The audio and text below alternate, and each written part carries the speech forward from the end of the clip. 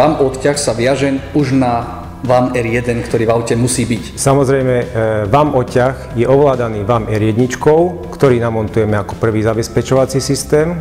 Nemá súvis s centrálnym zamykaním, s originálnym kľúčom. Tieto veci absolútne obchádzame.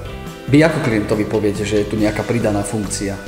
Samozrejme, zákazník sa pýta, že by si chcel zabezpečiť aj auto proti odtiahnutiu, nakladaniu, prípadne kolesa, motorovú časť, to znamená, že či je nejaká možnosť zabezpečenia aj tohto. Samozrejme je, volá sa to VAM odťah. Všetky alarmy sveta, či už fabricky montované alebo domontovávané, sú viazané na kľúč, frekvenciu, centrálne zamykanie, CAN bus systém.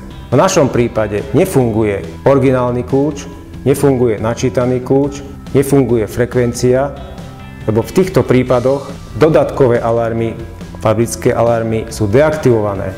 Čo je jej úloha? Jej úloha je pri neoprávnenom zásahu cudzou osobou spúšťať dvojklaxon plus ďalkové svetlo. Vy reálne niečo do auta musíte domontovať, aby ten VAM odťah fungoval? Určite áno. VAM odťah je samostatný systém, ktorý aj my vyrábame, aj my ho montujeme. Musí sa domontovať do auta, ale podmienka je R1. Predĺží sa nejako zásadne tá montážna doba? Určite áno. Montážna doba pri týchto dvoch systémoch ide až do 4 až 6 hodín. V prípade montáže VAM R1 odťah ste schopní urobiť to kdekoľvek na Slovensku? Samozrejme, pri montáži VAM odťah je už troška náročnejšia montáž. Sme stále radšej, keď zákazník príde ku nám.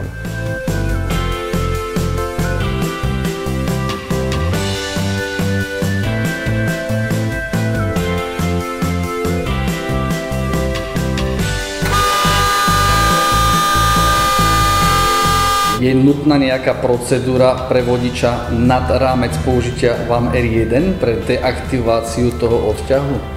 Nie, ovládanie je veľmi jednoduché, také isté ako pri ovládaní VAM R1, to znamená, že keď vytiahnem VAM R1, aktivuje sa odťah, keď ho zastrčím, sa deaktivuje. To znamená, že kto má čiernu skrinku, vie aktivovať, vie deaktivovať. Ako je to so zárukou? Pretože aj v prípade VAM R1, aj v prípade VAM R1 odťah, vy vstúpite do auta. Ovplyvňuje to garanciu? Garanciu to neovplyvňuje, na každú zasiahnutú časť preberáme garanciu my.